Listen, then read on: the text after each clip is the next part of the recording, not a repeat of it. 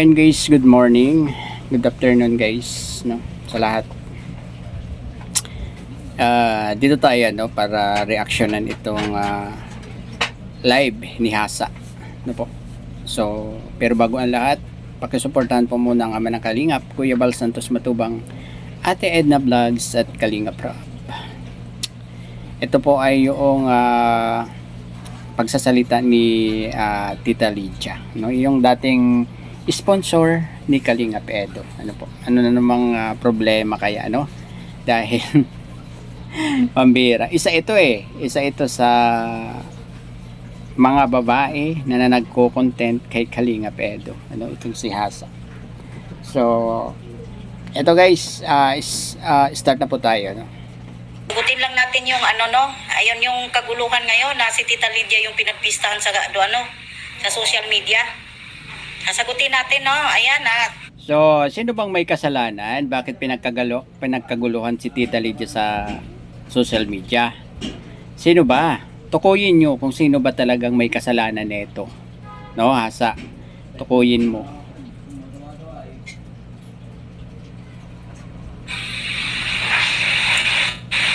grabe naman. No, grabe naman.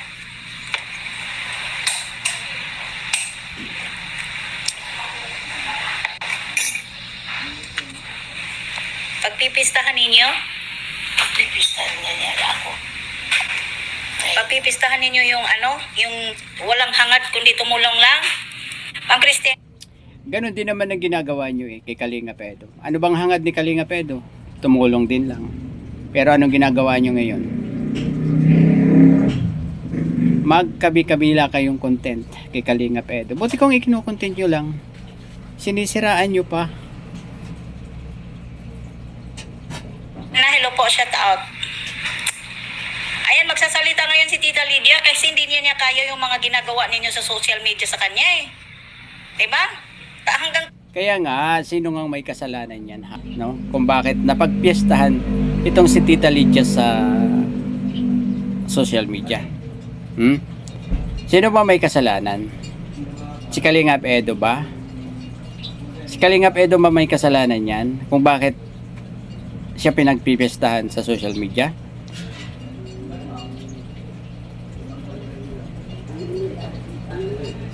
Tulong lang siya, wala siyang kapalit dito. Hindi siya kumikita sa social media.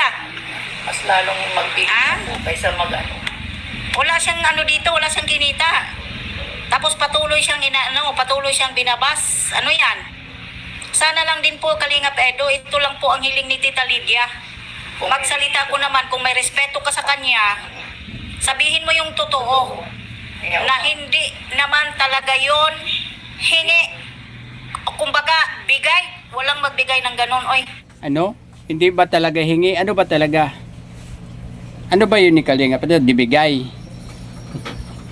Hindi pala hiningi. Hindi hiningi. Ay, pambira. Ayusin. Humingi ka ng tulong sa kanya. Yung sabihin niya, Di ba ikaw man ang unang humingi ng tulong sa kanya? Ikaw ang tumawag sa kanya. yeah. Hindi si Tita Lydia, si Raul. So, ando na tayo. Si Kalingap Edo ang unang humingi ng tulong kay Tita Lydia. So, na kay Tita Lydia naman yan no? Kung tutulungan ba si Kalingap Edo o hindi, ano? Unfair kay Kalingap Edo yan. Kasi, pinasasalamatan naman kayo dati ni Kalingap Edo, di ba? So, hindi ba enough yung pasasalamat niya sa inyo, Tita Lydia?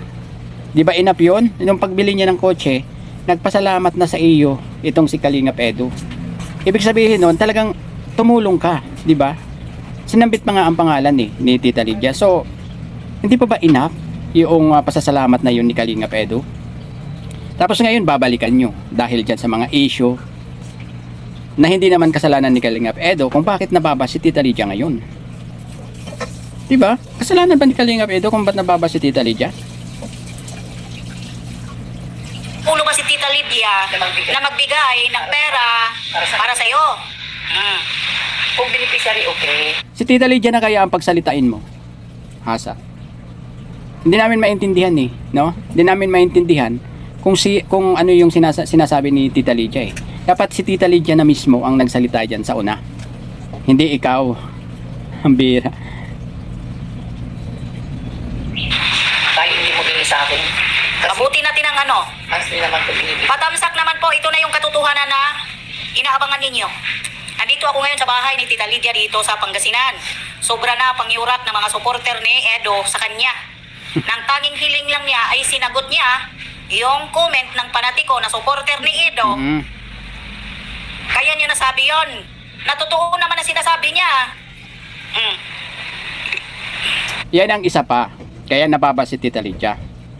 Hindi naman tinukoy nung nag-comment doon na sinasabi niyong panatiko ni Kalingap Edo ang pangalan ni Tita Lydia.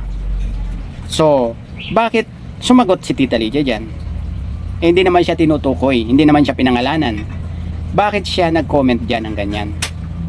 Yan, isa yan ng dahilan kung bakit si Tita Lydia nababash. No? Kung nanahimik lang si Tita Lydia dyan, kung hindi siya nag-comment, no? Kasi hindi naman siya pinangalanan eh. Bakit nag-comment siya? Diba? Ma'am Hanilab, shout out po. Oh. Handa na ba kayo? Handa na makinig? Ako po. Team Guwapa, shout out po. Ito na yung katotohanan. Puro na lang sila ito yung katotohanan. Na hanggang ngayon, hindi pa rin nakapagsalita si Kalingap Edo about sa issue ni Tita Lydia patungkol sa sasakyan. Bakit ba naging issue yan? Wala na nga eh. Hindi na nga umiimik si Kalingap Edo. Bakit naging issue pa yung sasakyan? Sino bang nagbukas niyang issue na yan sa sasakyan? Sino ba? Di ba kayong apat na babae, kayo ang nagbukas niyan eh. Una si Ate Glo. Oh. Kayo ang nagbukas niyang issue na yan. So, sino nagpahamak kay Tita Lydia? Eh di kayo. Hindi si Kalingap Edo. Paano may papahamak ni Kalingap Edo yan? Eh hindi nga nagsasalita si Kalingap Edo tungkol dyan. So ngayon, isisisi nyo kay Kalingap Edo. Gusto nyong pagsalitian si Kalingap Edo. Bakit? Para may content kayo? Kung magsasalita ba si Kalingap Edo, maniniwala ba kayo? Maniniwala ba kayo kung magsasalita si Kalingap Edo? Kung hindi kayo maniniwala, para ano pa? Para ano pa magsalita si Kalingap Edo? Di ba? Yung sasakyan, ang dami-dami niya dito sasakyan, oh. Aron pa sa ibang bansa sasakyan. Oh, ano ni Tita Lydia yun, ang kinin? Ang kinin niya yung sasakyan niya, hindi siya interesado diyan. Hindi siya interesado diyan. Sus, Ginoo ko, mga ano kayo ay mga hayop kayo sa views. Oh, handa na? Mga hayok sa views Pare-pareho lang kayo. Hayok sa views. Hasa, no? YouTuber ka, hindi ka hayok sa views.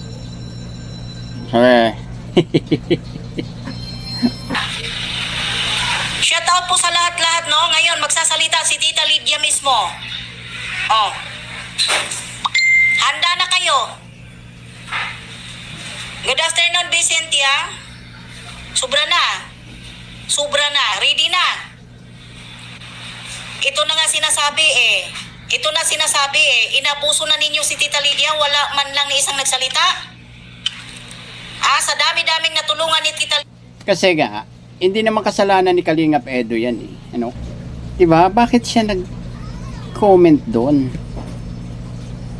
Ay, ang dami nakakabasa doon. Maraming against. Diba?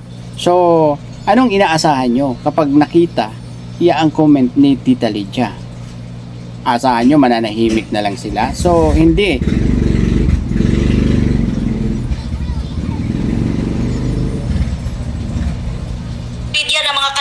Mga kalingap reactor, mga kalingap beneficiary ng kung ano-ano. Oh. Sige, ready na. Ayan, tita. Oh. Hello, good afternoon sa inyong lahat.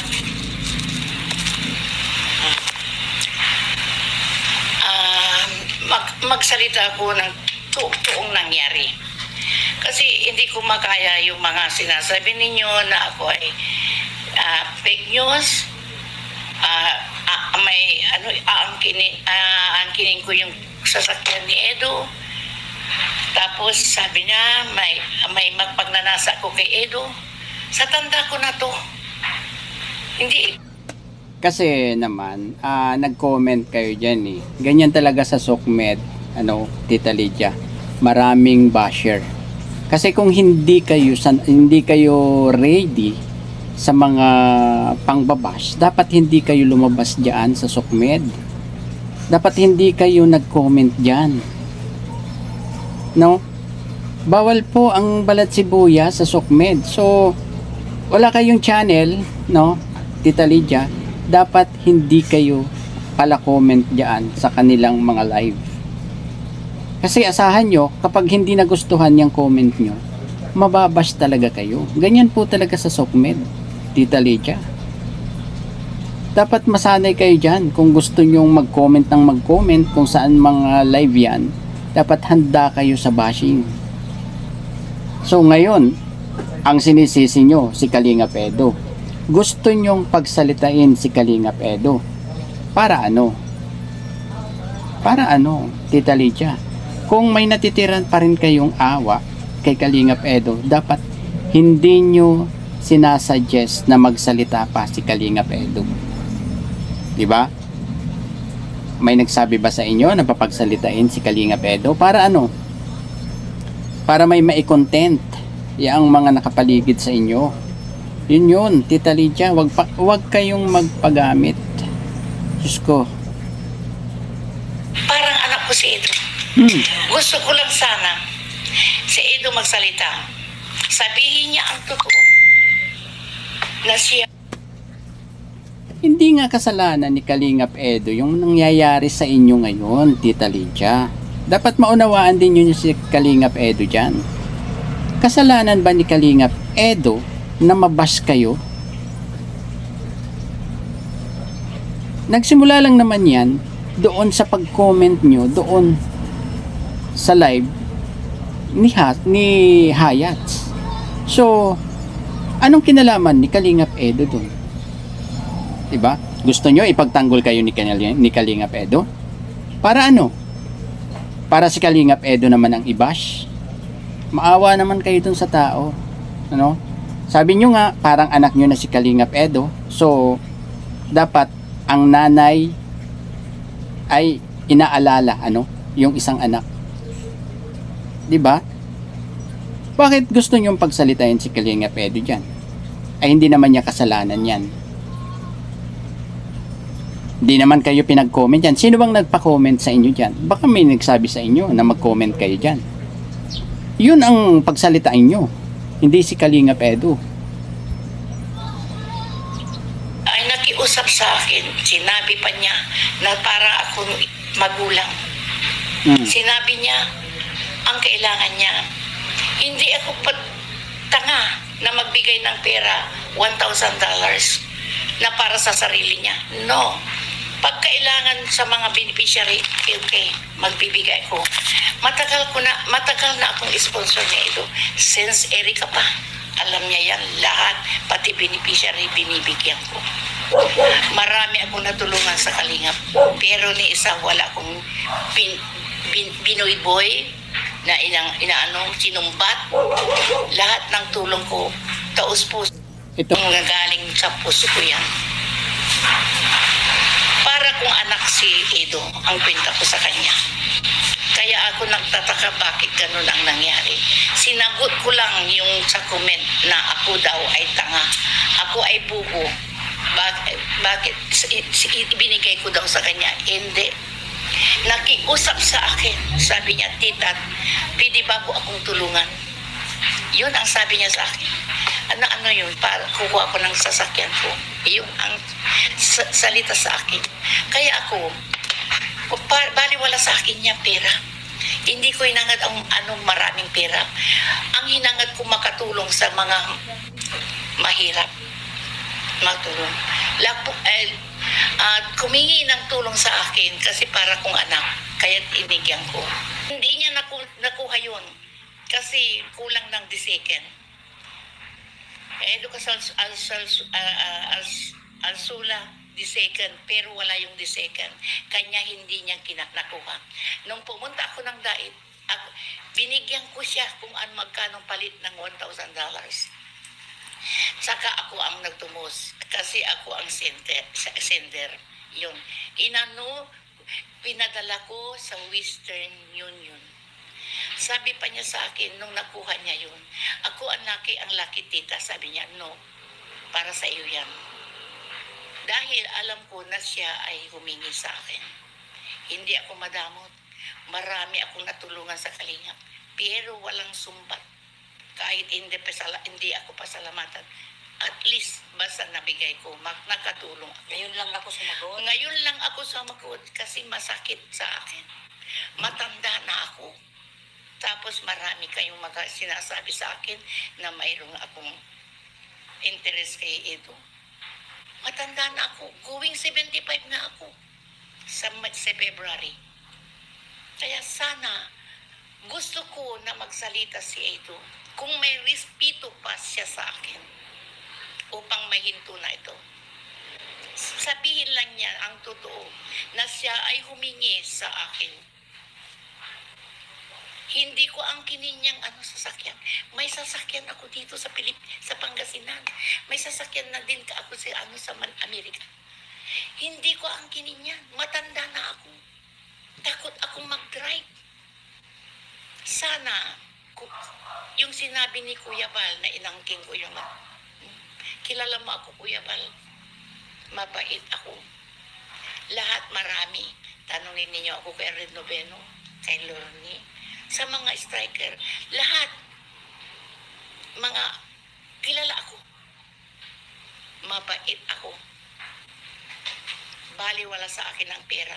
Kasi Ayun guys, siguro kayo na ang bahalang humusga kung anong masasabi nyo dito sa sinabi ni Tita Lydia. Po. So, ang sa akin, nasabi ko na nung una, guys, na hindi kasalanan ni Kalingap Edo kung bakit nababas ngayon si Tita Lydia. Yun ang malinaw dyan. Hindi niya kasalanan. So, ayun, siguro guys, hanggang dito na lang ang pagre-reaction dito sa naging live ni Hasa. Pinakinggan lang natin yung sinabi ni Tita Lydia. Guys. Ayun, hanggang dito na lamang po. Bye-bye. God bless po sa lahat. Peace.